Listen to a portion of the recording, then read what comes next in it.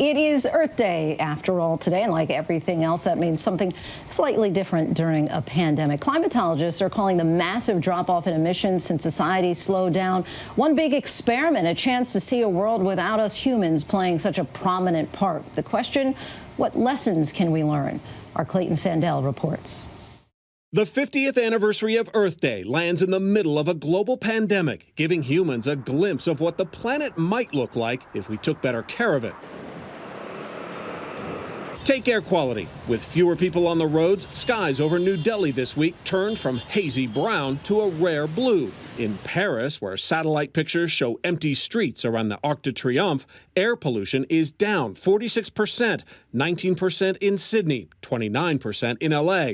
In San Francisco, where more people are walking and riding bikes, the city is shutting down 13 miles worth of streets, giving more room to social distance. I think it's good because then I could ride my bike all over the streets. Airlines are suffering from empty planes and airports, but climate scientists say lower emissions, thanks to a 70% drop in global flights, might have an upside. One passenger, one way from New York to LA has the equivalent of melting 30 square feet of sea ice. Thanks to coronavirus shutdowns that have devastated the economy, environmental changes are now happening at an unprecedented rate. We're all part of a big experiment here. I don't think we've ever seen such an abrupt and simultaneous drop in our emissions. These are crazy times, but for the Earth, it's maybe a breath of fresh air. For animals, like this kangaroo in Australia, it's a time to reclaim near-empty city streets.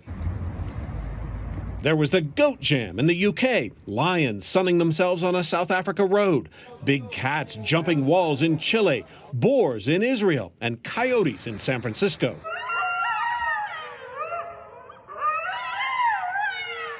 Yosemite National Park had 4 million visitors last year. Today, 0.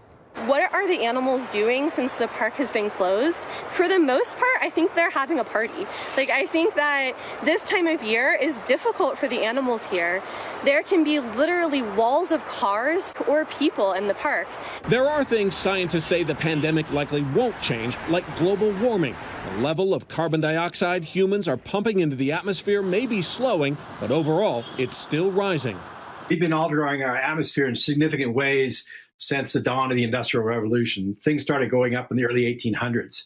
So 6 months change in emissions is not going to have a huge effect. Environmental advocates say the shutdown hasn't slowed Trump administration rollbacks in the past few weeks, delaying Obama-era vehicle mileage standards and rolling back coal power plant emission standards.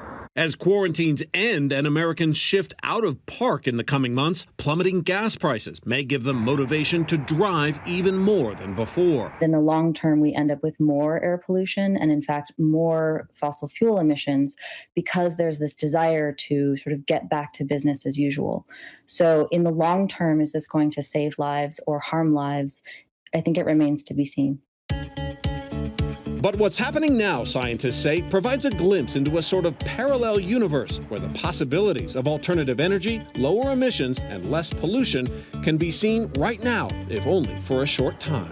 Great time to take stock of how our daily impact, or how our daily lives and our actions really do impact the environment we live in. We're all in this together, and we all share the same nest. And I think that's one thing this pandemic may be showing us, is that our actions do affect one another. I like that we all share the same nest. Hi, everyone. George Stephanopoulos here. Thanks for checking out the ABC News YouTube channel. If you'd like to get more videos, show highlights, and watch live event coverage, click on the right over here to subscribe to our channel. And don't forget to download the ABC News app for breaking news alerts. Thanks for watching.